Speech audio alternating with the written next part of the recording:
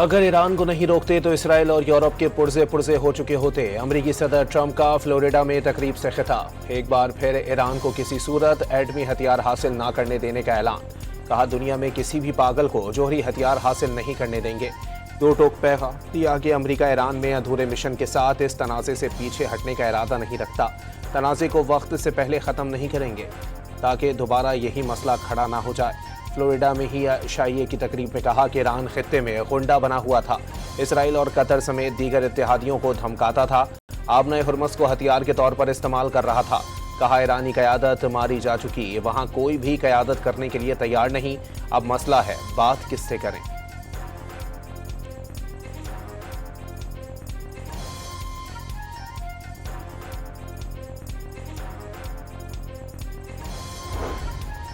صدر ٹرمپ کا معاہدے کے لیے ایران کی نئی تجاویز پر عدم اطمینان، بڑی فتح کے قریب ہونے کا دعویٰ، خبردار کر دیا۔ دو ہی راستے ہیں، ڈیل یا مکمل تباہی۔ ایرانی قیادت کو مناسب تجاویز پیش کرنے کا مشورہ پاکستان۔ اسلام آباد وزیر اعظم شہباز شریف اور فیلڈ مارشل کے لیے بہت احترام ہے۔ پاکستان نے امریکہ کے ساتھ مل کر بہت کام کیا، لیکن اسلام آباد کا سفر طویل ہے، ٹیلی فون پر ہی بات چیت کا انتظام کیا جا رہا ہے۔ اسلام آباد جانے کے سوال پر صدر ٹرمپ کا جواب۔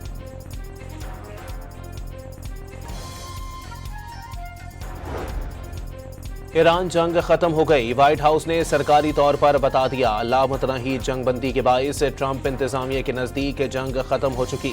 جنگ کی 60 روز میں کانگریس سے منظوری کا قانون لاگو نہیں ہوتا۔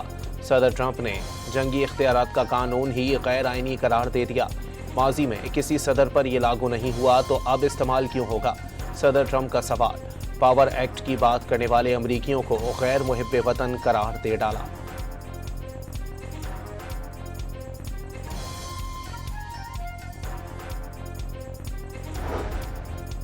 تہران پاکستان کے ذریعے نئے مذاکرات میں داخل ہو گیا۔ ایرانی وزیر خارجہ کی مختلف ممالک کے ہم منصبوں سے ٹیلی فونک گفتگو۔ واضح کیا پاکستان کی ثالثی میں مذاکرات کی حمایت کی، سفارتی کوششوں کا خاکہ پیش کیا۔ خطے اور آبنائے ہرمز میں عدم استحکام کی بنیادی وجہ امریکی اسرائیلی جارحیت کو قرار دے دیا۔ ایران دوبارہ حملے نہ ہونے کی ضمانت چاہتا ہے۔ 1 سال میں 2 حملوں سے امریکہ پر اعتماد نہیں رہا۔ بحری ناکہ بندی کا مسئلہ حل ہونے پر مذاکرات کے لیے بھی تیار ہیں، ایرانی عہدیدار کی گفتگو۔ ایران نے امریکہ سے امن مذاکرات بحال کرنے کے لیے اپنی شرائط نرم کر دیں، امریکی اخبار وال اسٹریٹ جرنل کا دعویٰ۔ رپورٹس کے مطابق تہران نے واشنگٹن کو جنگ کے خاتمے کے لیے نئی تجاویز پیش کر دیں تاکہ تعطل کا شکار مذاکرات کو دوبارہ شروع کیا جا سکے۔ ایران بحری ناکہ بندی فوری ختم کرنے کی شرط سے دستبردار ہو گیا، لیکن دونوں فریقین کے درمیان آبنائے ہرمز اور جوہری پروگرام جیسے اہم معاملات پر اب بھی بڑے اختلافات موجود۔ ایران نے دنیا کو جنگی میدان میں اپنی شاندار صلاحیتیں دکھائیں، اب دشمن کو معاشی اور ثقافتی جہاد میں بھی ہرانا ہوگا۔ ایرانی سپریم لیڈر مجتبیٰ خامنائی کا پیغام۔ ایران کا آبنائے ہرمز میں اپنے ساحل کے قریب نئے قوانین نافذ کرنے کا اعلان۔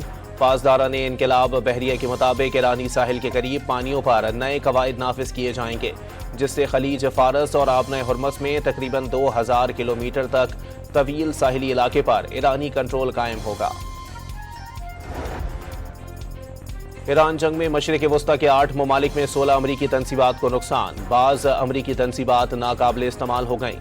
2 ارب 80 کروڑ ڈالر کے طیارے، ڈرون اور ہیلی کاپٹرز تباہ ہوئے۔ مجموعی طور پر 50 سے 60 ارب ڈالر کا نقصان ہوا، امریکی ٹی وی CNN کی رپورٹ میں انکشاف۔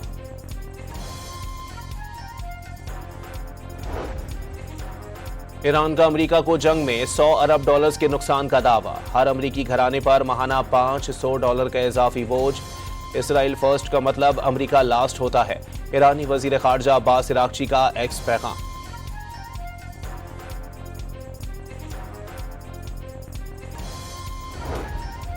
چین کے شہر سانحہ میں پاکستان اور چینی اداروں کے درمیان مفاہمت کی یادداشتوں اور معاہدے پر دستخط۔ صدر آصف علی زرداری کی بھی تقریب میں شرکت۔